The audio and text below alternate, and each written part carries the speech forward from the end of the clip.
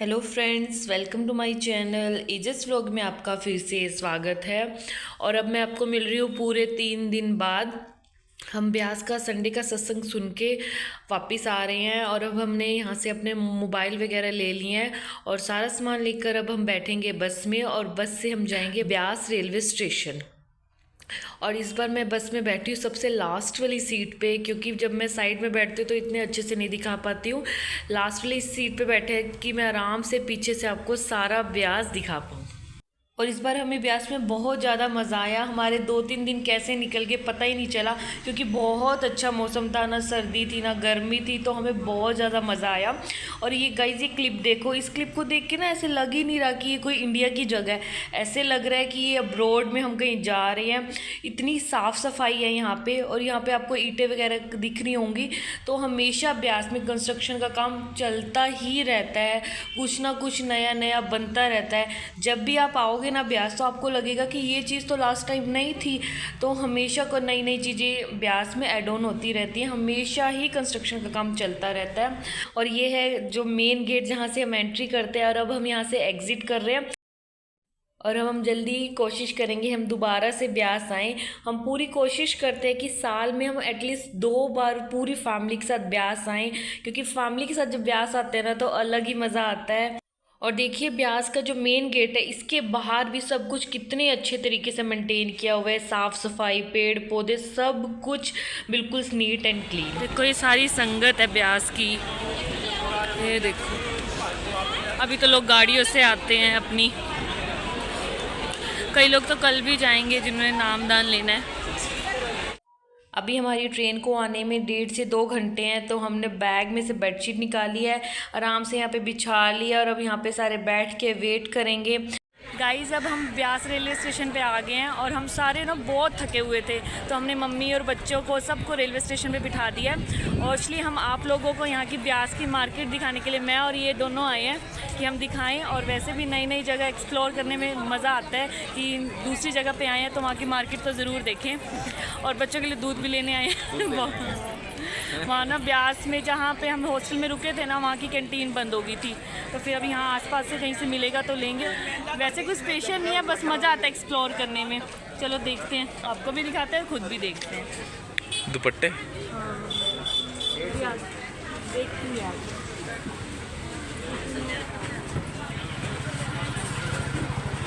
ब्यास से खा के तो आए हैं।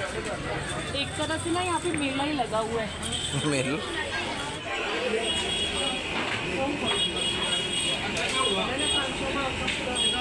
तो जो हमारा मेन काम था दूध लेने का वो हो गया, और अब हम आराम से मार्केट में घूमेंगे, क्योंकि अभी टाइम हुआ है 2:15 के करीब और हमारी ट्रेन का टाइम है 3:40 बजे। 3:40 से हमारी ट्रेन आएगी, तो तब तक हम मार्केट घूमते हैं और आपको भी दिखाते हैं। ये क्या है? पेन दे दो एक। कितने का है? बड़ी देर से हम घूम रहे हैं और घूमते घूमते हम दोनों को गर्मी लग रही थी, तो अब हम दोनों जूस पी रहे हैं। कैसा है? टेस्टी है? बहुत टेस्टी है।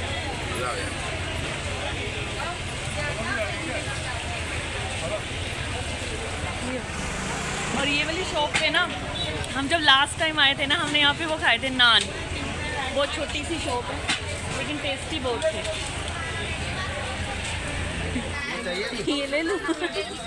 हवाई जिसको गर्मी लगे ना ये फैन से ऐसे करो। चल छोटी गाड़ी ले। गाइस, अब हम ब्यास की मार्केट से हो आए हैं, रेलवे स्टेशन पे आ गए हैं। और यहाँ पे ऐसा कुछ खास नहीं है भाई, जो नॉर्मल हर सिटी में होता है। बस टॉयज़ मिल रहे थे, थोड़े बहुत कपड़े, खाने पीने का सामान। तो बस मैंने 2 चीज़ें परचेज़ की हैं और ये लेके ना मेरे को बड़ा मज़ा आ रहा है। जब से मैंने लिया ना, मैं ऐसे खेल रही हूँ या कहीं जाओ तो इसको पेंटिंग की तरह यूज़ कर लो। बड़ा अच्छा सा लग रहा था, कुछ और दिखा नहीं तो मैंने यही ले लिया। और बस जूस पिया, और सबसे इम्पोर्टेंट था बच्चों का दूध लेना, वो हमने ले लिया और अब रेलवे स्टेशन पे आ गए हैं। बस अब हमारी ना ट्रेन आने वाली है और हम ट्रेन में बैठ के सामान वगैरह सेट करके फिर मैं आपसे बात करती हूँ। तो अब हम अपनी ट्रेन में बैठ गए हैं और जब ट्रेन में चढ़ रहे थे ना तो बहुत ज़्यादा भीड़ थी, बट इस बार हमने AC की रिजर्वेशन कराई हुई थी तो हम ईज़िली चढ़ गए। और ये है ब्यास नदी, जो मैं आते हुए आपको नहीं दिखा पाई थी क्योंकि दूसरे ट्रैक पे ट्रेन आ गई थी। और यहाँ पे पहले के मुकाबले ना पानी बहुत कम है, दूसरी साइड से सूख भी गई है। पहले इसमें बहुत ज़्यादा पानी होता था। और जो मेरे ससुराल वाली साइड में जो भी हमारा जैसे चूड़ा बहाते हैं या बच्चों का मुंडन कराते हैं, जो बाल वगैरह होते हैं वो हम यहाँ ब्यास नदी में ही लाते हैं। जैसे कई लोग हरिद्वार ले जाते हैं, वैष्णो देवी ले जाते हैं, तो हमारे यहाँ पे ऐसे सारे काम ब्यास में किए जाते हैं। देखिए यहाँ पे आपको सूखी हुई नदी दिखाई दे रही होगी। पहले यहाँ पूरी में बहुत ज़्यादा पानी होता था और यहाँ पे ब्यास नदी भी ख़त्म होती है। तो फाइनली बाय बाय ब्यास, हम बहुत जल्दी से दोबारा से ब्यास आएंगे। और इस बार हमें ब्यास में ना बहुत मज़ा आया। जब भी आते हैं नया नया एक्सपीरियंस होता है और इस बार भी नई नई चीज़ें देखी, नई नई चीज़ें समझी। जो भी एक्सपीरियंस हुआ है, जो मेरे को पर्सनली भी हुआ है, वो मैं घर जाके आराम से बैठ के आपसे शेयर करूँगी कि कितना मतलब अच्छा लगा, कितना मज़ा आया। तो जो भी मेरा एक्सपीरियंस है घर जाके मैं आराम से बैठूँगी और आप लोगों के साथ शेयर करूँगी। और बस अब नॉर्मल हम बैठे हैं और हम वहाँ से ना पैक लंच लेके आए हैं। और इस बार जो पैक लंच है ना थोड़े डिफरेंट से हैं। जब हम खाएंगे ना तो आपको दिखाएंगे कि इस बार पैक लंच में वहाँ क्या है। पिछली बार तो वो जो 5 मतलब चीज़ों को मिक्स करके पूड़ियाँ बनाते थे, लेकिन इस बार डिफरेंट है कुछ। तो जब हम खाएंगे तो आपको ज़रूर दिखाएंगे। तो हमने ना लुधियाना में लाली भैया से मिलना था। नानी जी के लिए भी हम पैक लंच लेके आए थे, बट अभी अनाउंसमेंट हुई थी कि कोई ऐसी प्रॉब्लम है जिसके कारण लुधियाना नहीं रुक पाएगी ट्रेन। बस अब हम अपना लंच स्टार्ट करने लगे हैं और मैं आपको दिखाती हूँ कि आज हमारे पैक लंच में क्या है।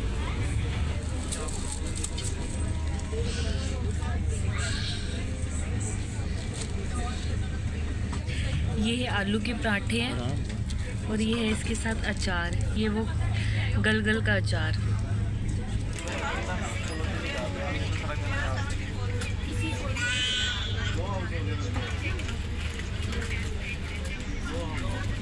सच में ये बहुत ज़्यादा टेस्टी हैं। जैसे वो पूड़ियाँ होती हैं ना, वैसे ही पराठे में बहुत ज़्यादा स्वाद है। और इसके साथ एक काली काली चाय बाहर की चाय वैसे काली मिलती है ना, लेकिन सच में बहुत टेस्टी है। वहाँ के खाने में ना मसाला नहीं होता, लेकिन तब भी हर चीज़, चाहे वो डोसा हो, दही बल्ले हो, ये पराठे हो, पूड़ियाँ हो, हर चीज़ बहुत स्वाद लगती है। अब हम अम्बाला पहुँच गए हैं और आते जैसे कि हम आ रहे हैं तो हमने ना ज़्यादा कुछ नहीं खाया। जैसे जाते हुए तो क्यूरियोसिटी में हम चिप्स खा रहे थे, ये खा रहे थे, वो खा रहे थे। बस अब हमने ना लंच, जो पैक लंच लाए थे, बस वही खाए हैं। और बस अब ये है कि जल्दी जल्दी घर पहुँच जाएँ और सो जाए। है ना, थकावट बहुत हो रही है। टूटे पे हैं जैसे मार खा के आए हैं बहुत पता से। और जो सेवा करते होंगे तो वो और ज़्यादा थक जाते होंगे, क्योंकि ना हमारा जो हॉस्टल है ना 10-11 वो बहुत दूर है, तो हमें चलना बहुत पड़ता है सत्संग के लिए। हाँ, वो बहुत मज़ा आया। वो तो जब मैं एंड में अपनी एक्सपीरियंस वीडियो मतलब डालूँगी तो उसमें आपको बताऊँगी।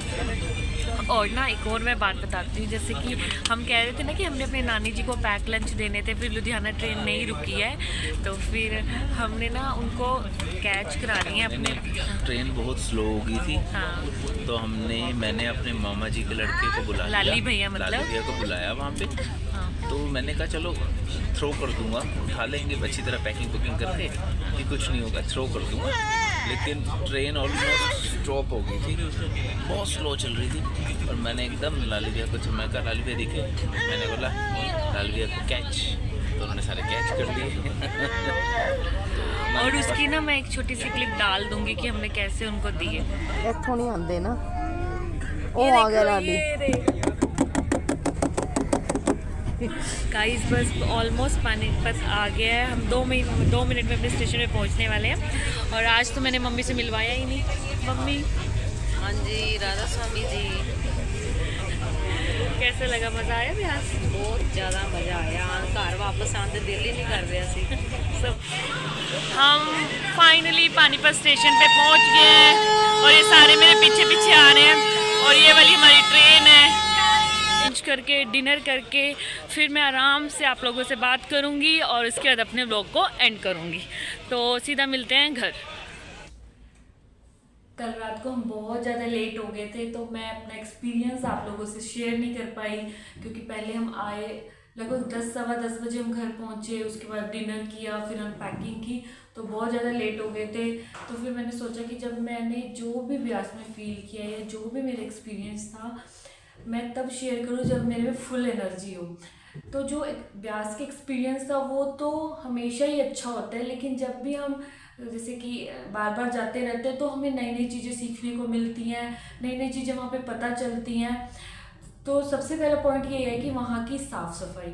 वहाँ की साफ़ सफाई ब्यास रेलवे स्टेशन से ही शुरू हो जाती है, जो आपको मेरे जो पिछला व्लॉग था, ये वाले व्लॉग में भी मैं आपको दिखाऊंगी कि कितना नीट एंड क्लीन है ब्यास। वहाँ पे इतनी ज़्यादा भीड़ होती है, जैसे सत्संग खत्म होता है, सत्संग के बाद इतने सारे दूर से ही ना सिर दिखाई देते हैं, लेकिन फिर भी ना पता नहीं कैसे मैनेज करते हैं, अभी तक हमको ही नहीं समझ आया। इतने सेवादार, इतनी साफ़ सफाई, जहाँ पे बैठो थोड़ी देर बाद झाड़ू लगाने आ जाते हैं। और सेकंड वहाँ का खाना, तो वहाँ का जो खाना है ना, बिना मसालों का, आप वहाँ पे डोसा खा लो, छोले भटूरे खा लो। जैसे इस बार हम फ्राइडे दिन में गए तो हमें सब कुछ मिला, क्योंकि फ्राइडे को वहाँ पे डोसा छोले भटूरे वगैरह मिलते हैं, जो सैटरडे संडे को नहीं मिलते, क्योंकि बहुत ज़्यादा क्राउड हो जाता है सैटरडे संडे को।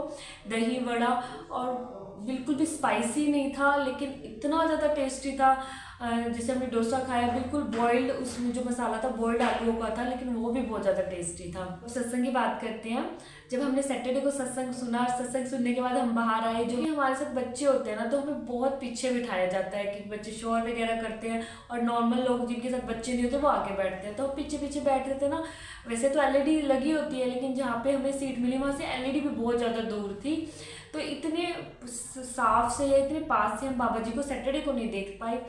तो फिर जब शाम को क्वेश्चन आंसर्स थे और नेक्स्ट डे सत्संग में मैं अपना स्पेक्स लेके गई, तो मैंने एक चीज़ मतलब फील करी, शायद मेरी बात से बहुत सारे लोग रिलेट करेंगे। यहाँ जाने से एक हफ्ता पहले ना बड़ी सारी चीज़ें मेरे माइंड में स्ट्राइक कर रही थी। लाइक जैसे कि मैं एक चीज़ के लिए लगभग 5 से 6 साल से मेहनत कर रही हूँ, शायद ज़्यादा टाइम से ही मेहनत कर रही हूँ, और उस चीज़ को पाने के लिए मैंने बहुत सारी चीज़ों का सेक्रीफाइस किया।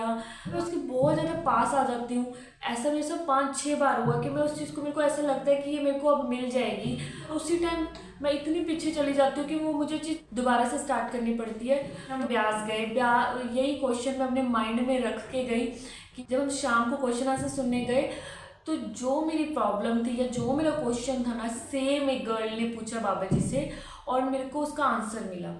और वो आंसर इतना सेटिस्फेक्शन हुआ मेरे को जब मिला, तो मैंने कहा नहीं, अब मेरे को इस चीज़ के लिए रिग्रेट नहीं करना, मेरे को आगे बढ़ते रहना है। ये चीज़ सोच सोच के जो मेरे पास अवेलेबल है, मैं उस चीज़ को भी खो रही हूँ। तो जैसे कि जब बाबा जी से किसी लड़की ने पूछा कि जब हम एक चीज़ के लिए बहुत ज़्यादा मेहनत कर रहे हैं, हर चीज़ छोड़ रहे हैं, और वो हमें चीज़ नहीं मिल रही, तो हम क्या करें। तो बाबा जी का आंसर ये था कि भी आप मेहनत करते रहो। ऐसा नहीं है कि मेहनत का फल नहीं मिलता। जो सच्चे मन से और हार्ड वर्क करता है, सच में मेहनत करता है, उसको उसका फल मिलता है। वो भी गॉड है, जो भी भगवान है, उनको पता होता है हमारे लिए बेटर क्या है। जो चीज़ हमें नहीं मिली उसके पीछे ऑलवेज एक रीज़न होता है कि आपको वो चीज़ नहीं मिली है, उससे अच्छा आपके लिए गॉड ने रखा होता है।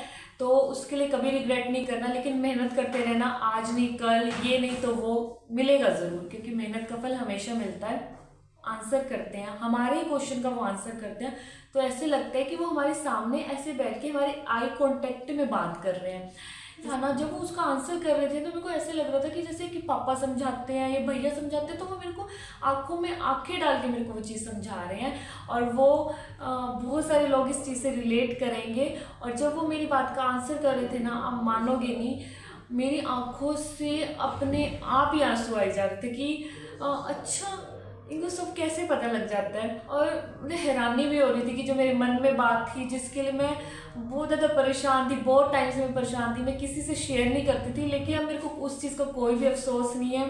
बस जो मेरे पास अवेलेबल है मैं उस पर पूरी मेहनत करूँगी, अच्छे से काम करूँगी, और इसी में ही सक्सेसफुल हो जाऊँगी। इसके अलावा बाबा जी के दर्शन की बात करते हैं। जब सैटरडे को सत्संग खत्म होता है, क्योंकि जो सैटरडे को सत्संग होता है वो बाबा जी नहीं करते हैं, उनके आगे पाठी होते हैं, वो सत्संग करते हैं, और संडे को बाबा जी सत्संग करते हैं। और सैटरडे को सत्संग के बाद बाबा जी मतलब कि सारे जो भी पंडाल होता है वहाँ पे, जो रोज़ होते हैं वहाँ पे सबके आगे दर्शन देने आते हैं। और मानो कि जब वो दर्शन देते हैं ना, तो जितने भी लोग होते हैं, जो मैंने अपने आसपास देखे और जो मैंने खुद भी फील किया, सबके सब लोगों की आंखों में पानी होता है, क्योंकि जिनको आप मानते हो, जिनको आप भगवान का दर्जा देते हो, वो जब आपकी आंखों के सामने होंगे तो आप, कई बार ऐसा होता है बिलीव भी नहीं होता। मैं कहूँगी कि जो ब्यास है वो एक्चुअली में धरती पे स्वर्ग है। सब कहते हैं कि जब इंसान यहाँ इस दुनिया से चला जाता है उसके बाद स्वर्ग और नर्क का पता चलता है, उसका तो मेरे को पता नहीं कि क्या एक्चुअली में होता है, बाद की स्टोरी किसी को भी नहीं पता। लेकिन अगर आपको स्वर्ग देखना है तो आपको ब्यास एक बार अपनी लाइफ में ज़रूर जाना चाहिए। ये मोस्ट विजिटेड प्लेस है ब्यास।